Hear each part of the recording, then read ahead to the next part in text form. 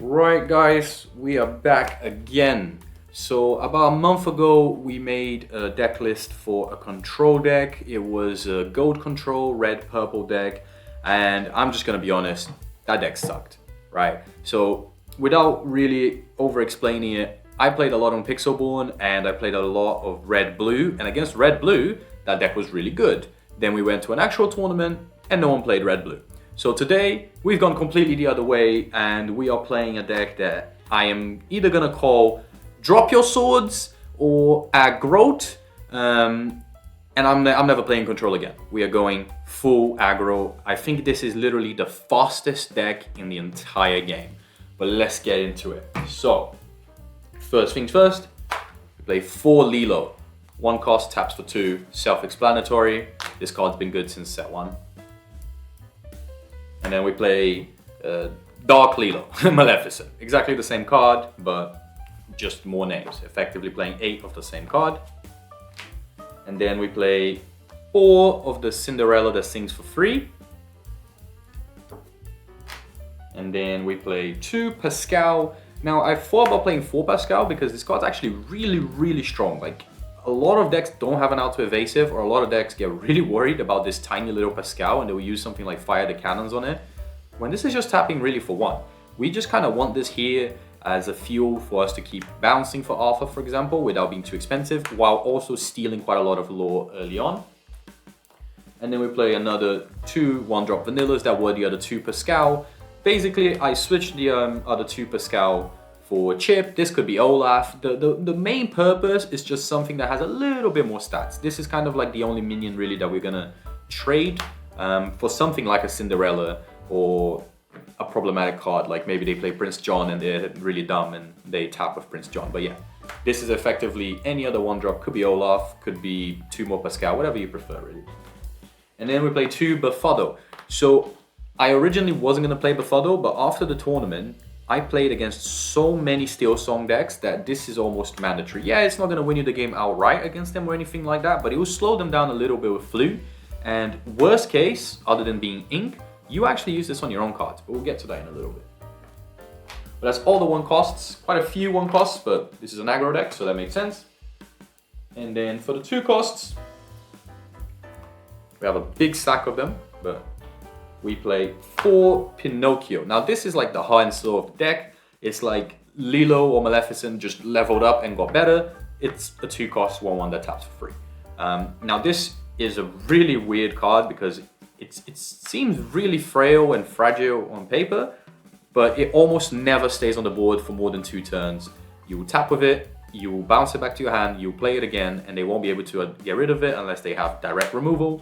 And then before you know it, that's 6 lore. That's a quarter of all you need to win the game.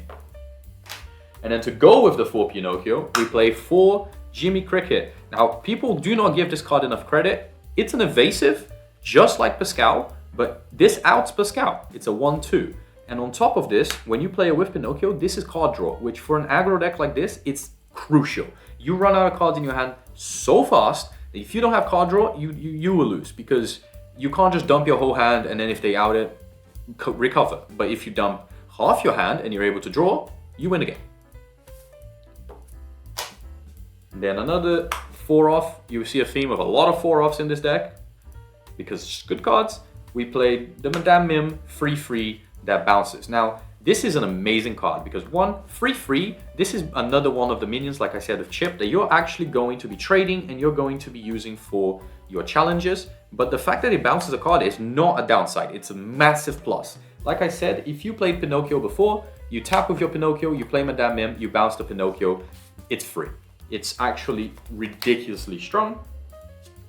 And then the other way of going it, instead of bouncing, we can just play the one that everyone knows, Lilo into Simba, Maleficent into Simba. We've heard this one all before. Simba's amazing. I would play 8 Simba if I could. I mean, I'd play 8 of a lot of cards if you could play more than 4. But. And then we play 4 LeFou. Now, the effect for this is absolutely useless. We don't play a Gaston. This is just a 2 cost that taps for 2. That's it. Most of the time, this is kind of there to be used as ink, but if you don't need to ink it, it still taps for 2, so it's still pretty good. And then the last 2 offs, this was a kind of a joke at first, but in testing, it turned out to be really strong. Free Hey Hey. So I just kind of needed another 2-drop. I didn't want the deck to have too many 3s or 1s. I kind of wanted a little bit more 2s, and I saw Hey Hey kind of like, you know what, why not? This is free ink, and at worst case, I can use this for a challenge. But turns out it actually is so good. Like, this trades into so many units, getting it back. The fact that because you get it back, they usually don't want to kill it, also can give you quite a lot of free lore. This card is really good. You just need to be smart, because if you're already playing into something like Grab Your Swords, don't put this down, because then you get no value. And then you guys might have noticed, I played 4 Cinderellas even, but I don't play any songs. What's that about? Well, we play actually 4 songs.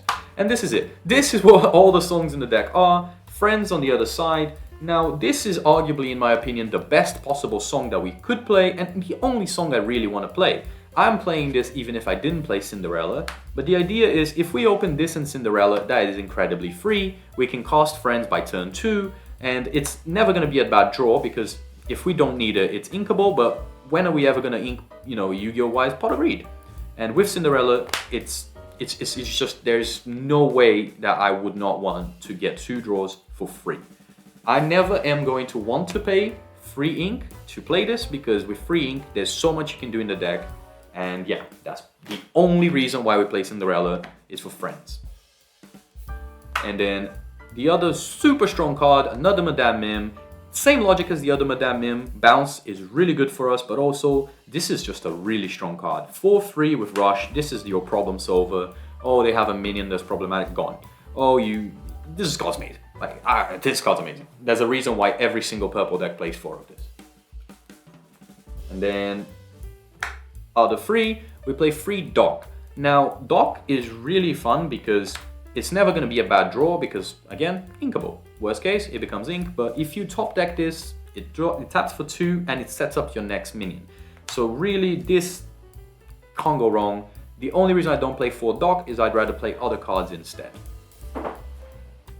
And then the star of the deck, which is funny because we don't play 4 of it, but it is the star of the deck outside of one other card that we'll get to in a minute, Arthur.